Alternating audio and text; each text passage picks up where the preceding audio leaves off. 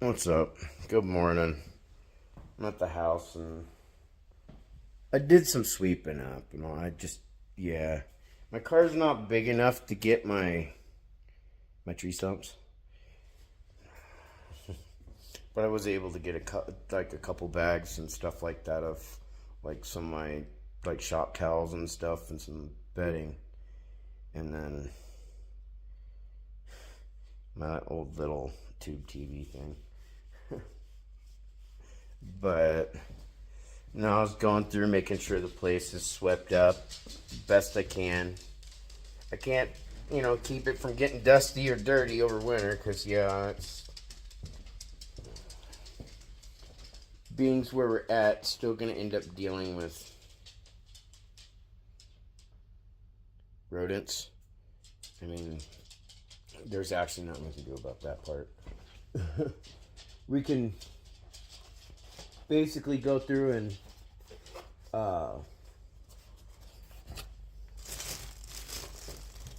seeing what all is being left behind real quick. I mean, can basically, put mouse traps and stuff, but because we're not going to be here, as in I'm not going to be here and the animals won't be here. Nobody will be here. Just seeing what exactly is being left behind at the moment. But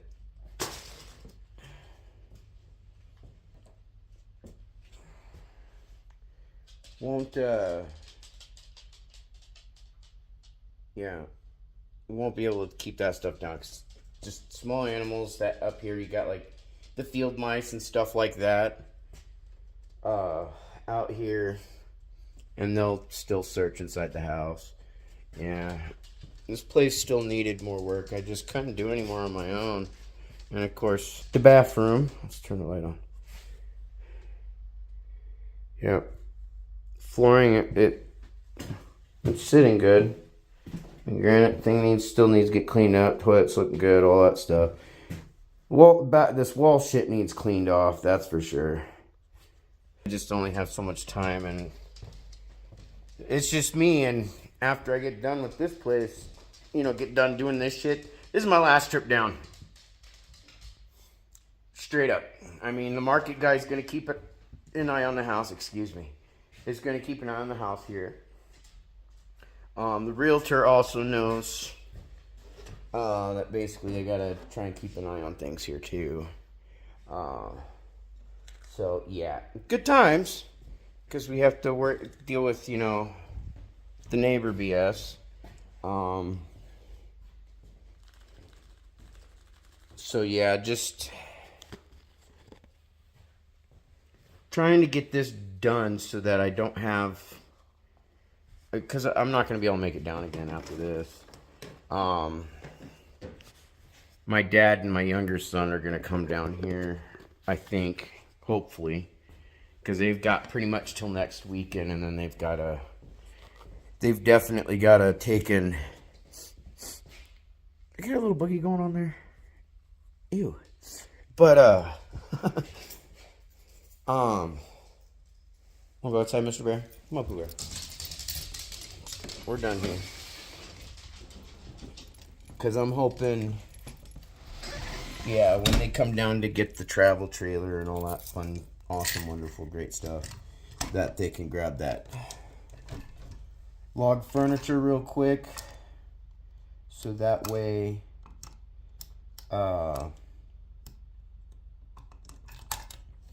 that doesn't get left behind. And then that box of books, because I still got, like, of all things, I gotta get going through it to figure out which ones are still good, because they were left in the folks shed for too long. And it's got some of my old Bibles and stuff in there that I've collected and all that. It's even got some of my what do you call it? It's got one of my college books in there too. Put this down here because I know Mr. Bear is going to jump up in here and do a quick walk around the property. I just don't want to deal with the neighbor guy. He's still on my nerves a bit. After what he pulled, that was some shit. But, kind of lost track a little bit. But no, I've got some decent people keeping an eye on things. I'm having to, because I know I was supposed to have a scrapper here yesterday or today to get this metal out of here too, and I'm not sure if they grabbed it or if they just cherry picked what was here. So I'll find out in a second. But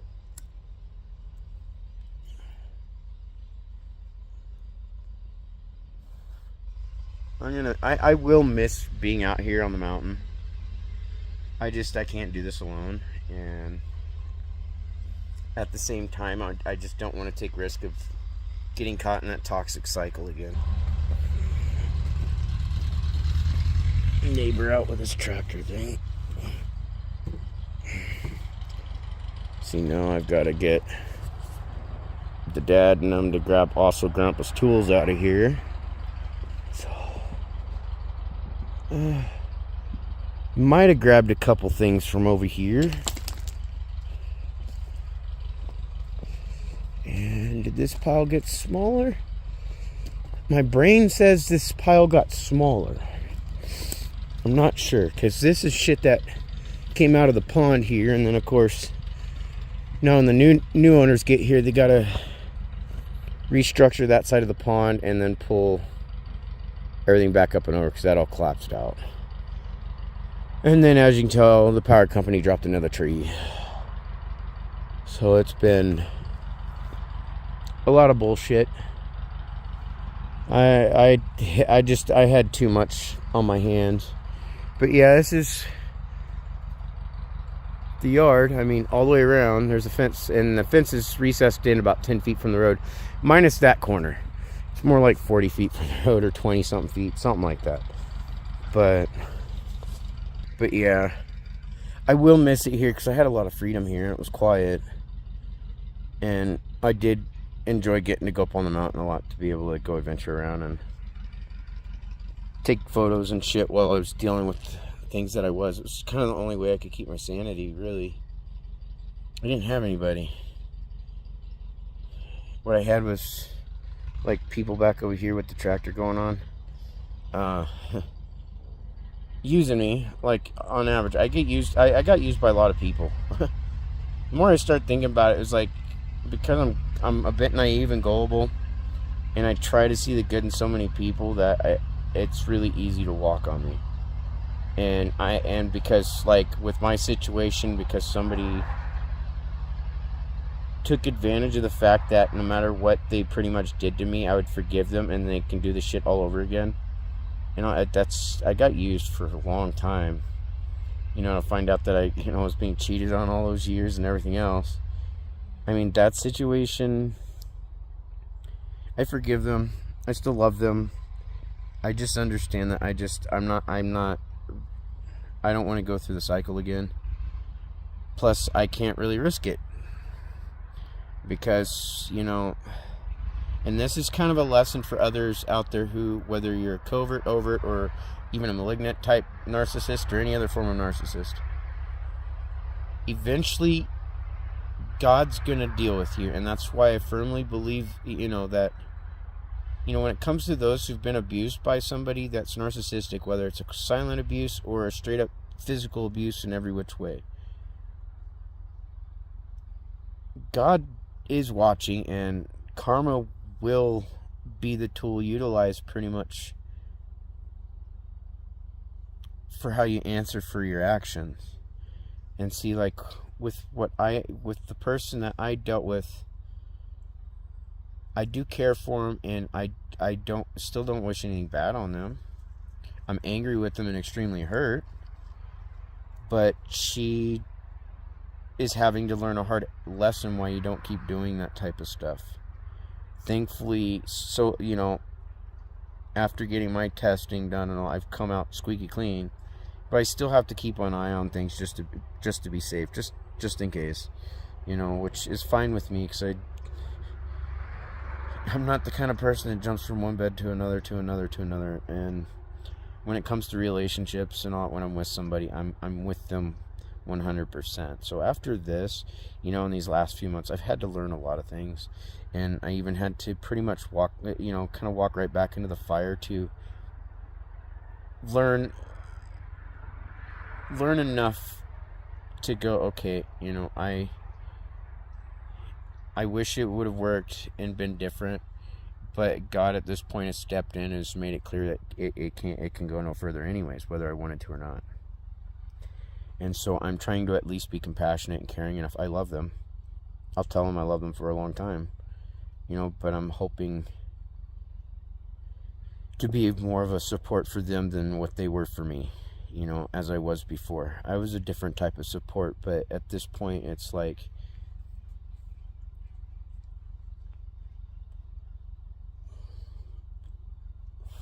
whether they like it or not, like I said, God made sure that a situation happened that this wouldn't proceed, especially when I get paranoid about certain things like STDs. So, I mean, yeah. Like I said, you narcs out there, whether it happens right away or in due time, in the long run, I would rather, if I was in your shoes, it happen right away than in long term.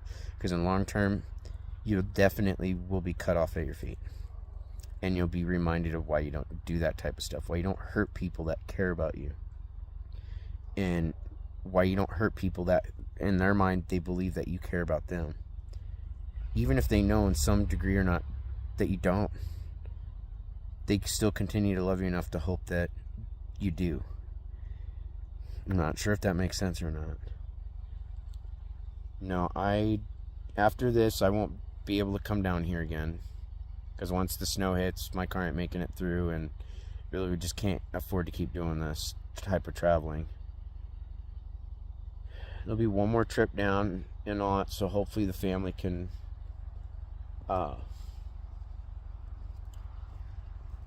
get their stuff.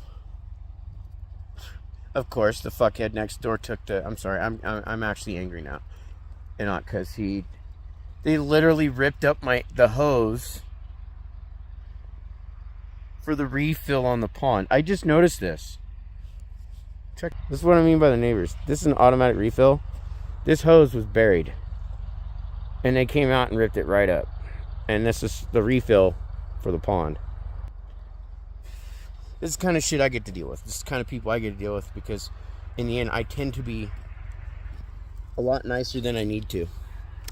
And I'm tired of getting used. You know, I learned a heavy lesson with all this, and that's why it's affected a lot of my friendships. Because I'm not sure who I can and can't trust anymore. I mean, after the closest person to me, you know, if I had looked back all those years and seen the red flags before, and I knew what was going on before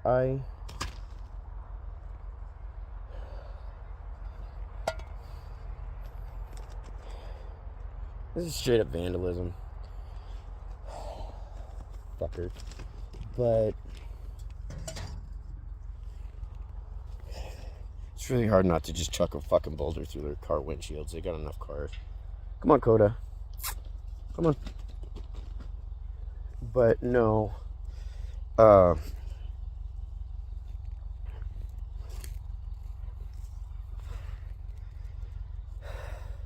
of lost myself a bit there. It got a little perturbed. But no, a lot of you guys out there, you just gotta understand that. Well, like myself, I lost track right now, and like I said, I'm a little bit irritated.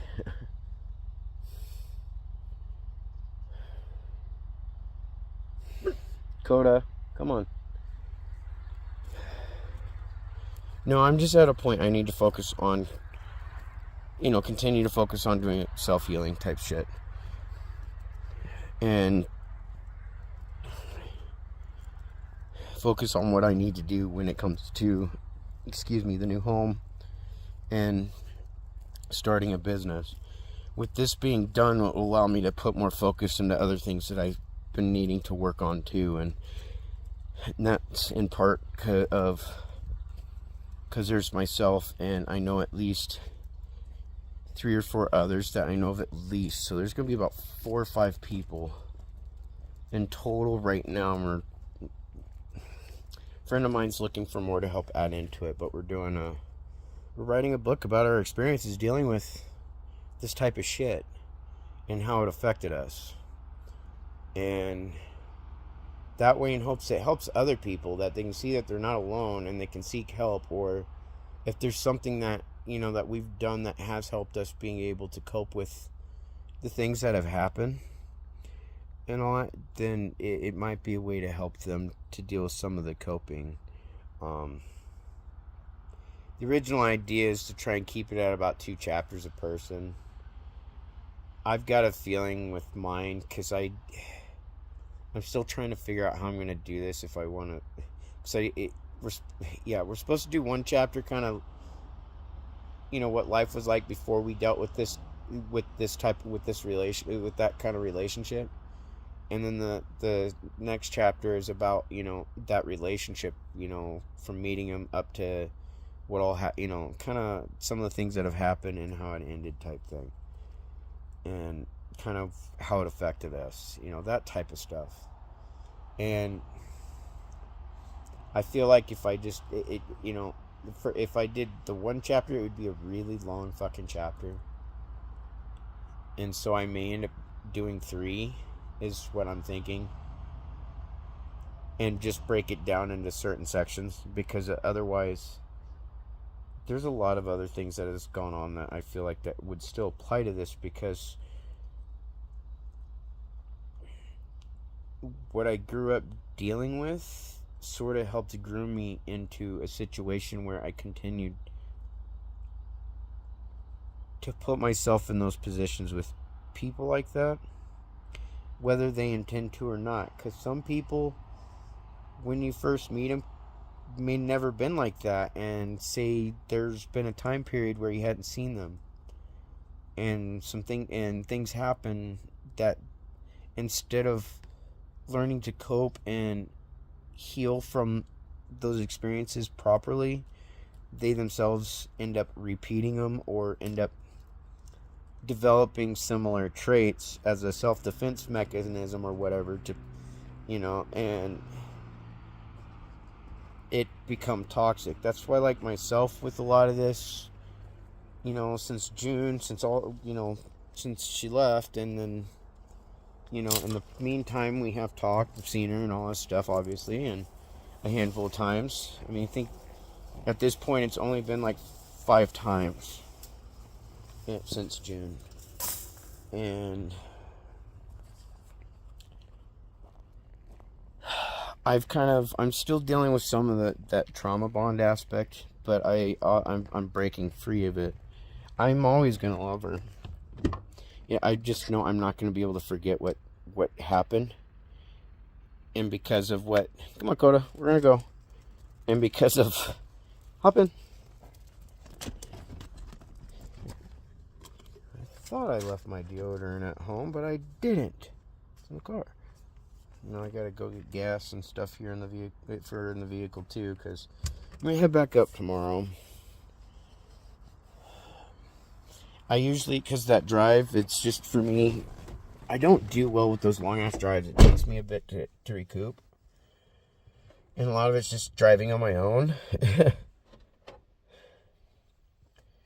But no, I feel like, regardless of how this situation is, because like I said, God's making sure that, you know, things really can't progress, you know, to a degree that they may want. It really can't. Because I myself, I can't risk my health that way. I don't know how it would even interact with even like my NF, that type of stuff. And I think enough damage has already been done from somebody's own bad decisions. I don't feel that it's just not okay to continue that. Like, it has to stop where it's at. And as much as I don't like seeing anybody have to go through that type of thing, she still has to deal with the consequences of her actions, and all I can do is at least be of support, of some sort of emotional, moral support in a sense, even though most other people have been like, you got what you fucking deserve. I mean, that's how a lot of people feel about it, especially after what I've gone through.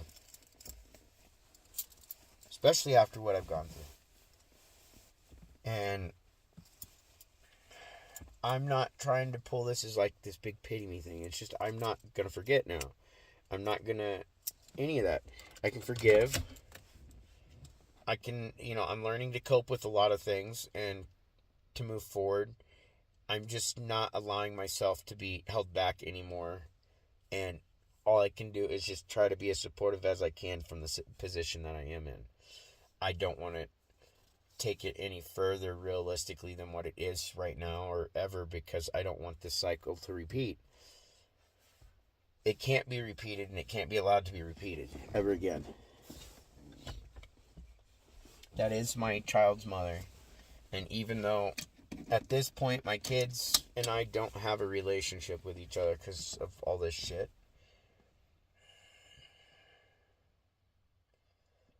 but yeah, I realized I hit that point, like, with this being like this house, this being the last time I'm coming here and all, it's kind of kind of thankful, kind of not.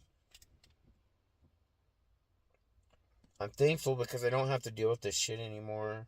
I don't have to live in a place where I'm constantly reminded about, like, what kind of low-life piece of shit I felt like for so long.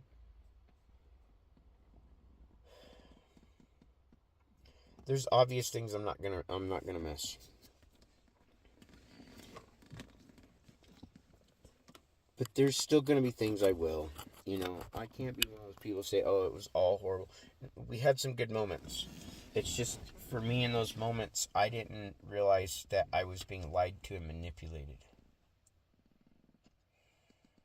Especially for as long as it was going on. And I just would rather not be in that position again. I can't take that hurt anymore, and I can't allow myself to be put in a position where I still have to live in fear of somebody's temptations, let alone I have to change in a big degree how I live, because I have to now take on, in a lot of ways, medical precautions to how I would live with somebody in certain situations. It's not like they got AIDS or anything. It's just when you still end up getting something that's permanent and is never going away and can still affect a person's health, especially the older you get, I can't take that risk. The best I can do is try to be a best friend. I don't know how else to explain it. And for most people, when they're narc abusers do the things that they do, they don't ever want to deal with that. Yet I feel that there's a circumstantial situation too, because I understand how some victims, it's like, this is the parent of my child. I do love them. I know it's not all trauma bond. I do love this person. Whether they did or not for me, or it wasn't until it was too late for them to finally realize they did. I can't allow these things to progress, but all I can do my best is to still be a support system to them, because they themselves are, once karma hits, it hits hard. And I know what it's like to be alone and not have anybody to turn to for so long. Like, I had nobody to turn to for a good 4 or 5 years there. I'm a buddy Nate and all, of course, but I was too afraid to keep. I didn't like every time we talked, it was always the same. It was always about what I was going through. Or there for a long time there when we were gaming, there was a long bit there. That's why I quit gaming, because they would listen and would witness to what I would go through. Like, I had to get embarrassed because I'd have 4 or 5 different people over the headset, that could hear how I was being treated the moment they walked in the door. And so I quit gaming because it became really embarrassing. And I think they knew that. But I don't want to rehash over all that. I'm trying to basically say goodbye to a chapter of life that, although in some ways I don't want to remember, it's the bad feelings I don't want to remember, is what it is. I don't want to forget necessarily the experiences, good or bad, because I learned a lot from this place, and I learned a lot from those experiences. I learned a lot from the pain, and I learned a lot who I could turn to or trust.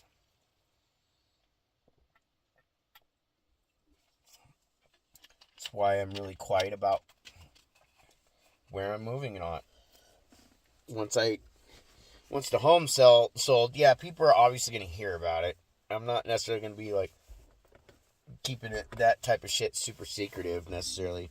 But where I move to and necessarily when, it's not going to necessarily happen until it's done. And where I end up at, it's not going to be a public thing at all in any way, shape, or form. Even family isn't going to be, like, my parents and stuff will communicate with a phone. I'll still be able to come visit, do that type of stuff. But they won't even be able to know where I live because of where my kids are concerned and some of these others who are involved with this abuse. I love them all, and it does hurt. I'm done. And so it's time for me to, like, be able to continue this process forward and, trying to get better and all, because I know this did some damage to my brain, in a lot of ways. And I'm recouping from that type of stuff and having to relearn, how to trust people again. And there's very few people I have a weak spot for where I just, it's automatic. Right now, I could probably count them on one hand, but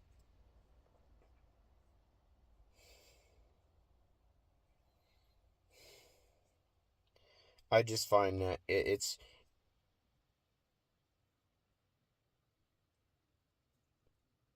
in a strange way, I don't have any regrets. There are things that happen that I like. There are some things that happen that obviously, like, some of you that have been watching for a while or that are watching that know me, you know what I'm talking about. There are things that have happened that really did traumatize the shit out of me.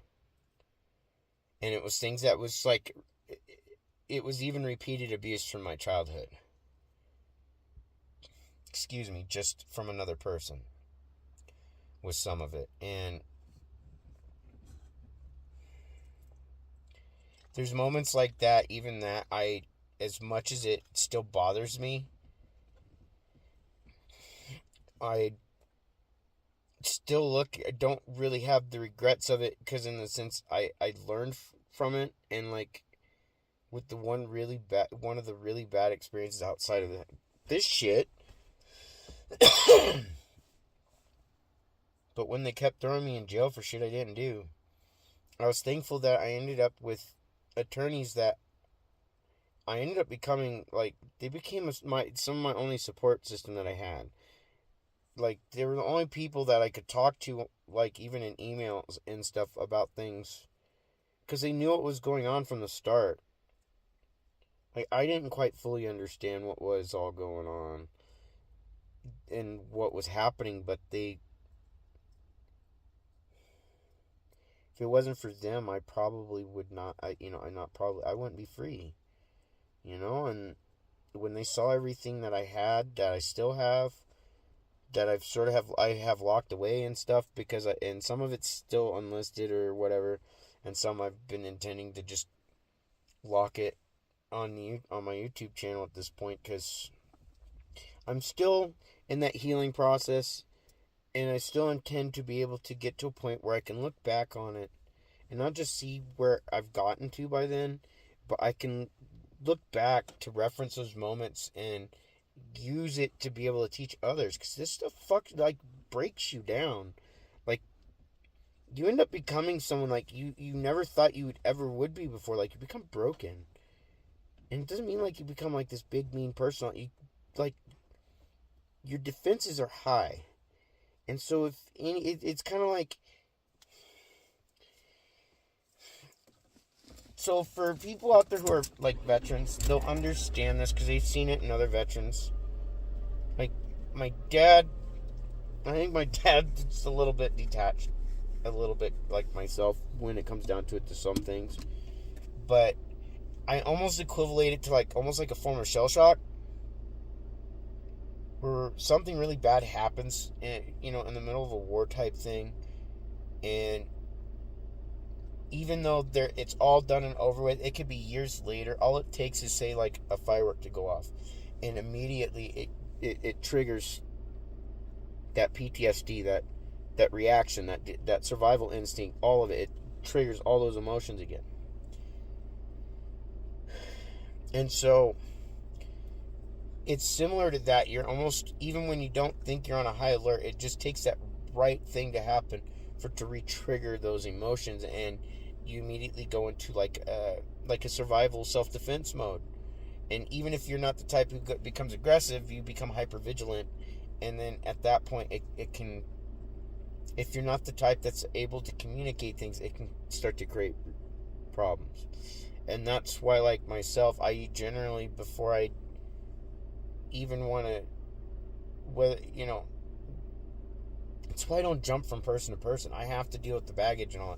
Even if I'm not, even if, let's say, whoever I was with before, it was a bad breakup, but overall the relationship wasn't horrible, I still prefer to take that little bit of time to just kind of be like, okay, I've got to separate their bullshit from my bullshit from the next person's bullshit, so that way there's not just all this mixed up bullshit creating a whole bunch more bullshit that nobody needs, piling up of bullshit going on.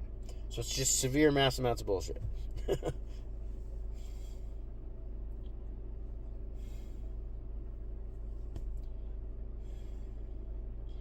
I've I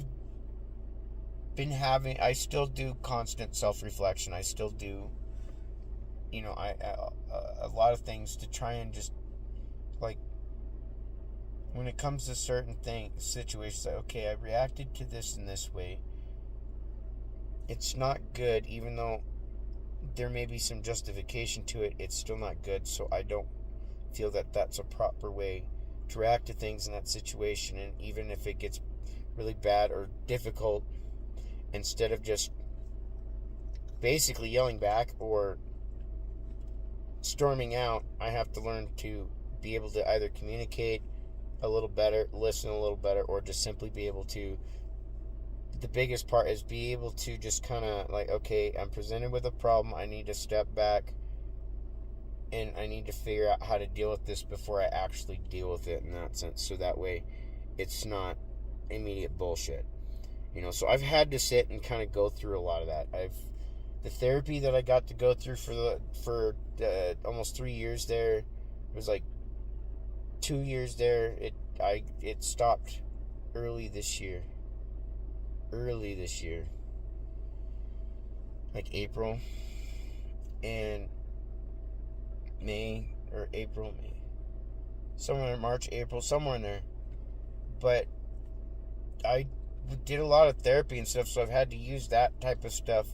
And plus, from talking to my doctor here still every now and then, which I haven't talked to him for a little bit since this stuff started. I kind of started shutting down, went into kind of a hermit mode off and on. And yeah, I just,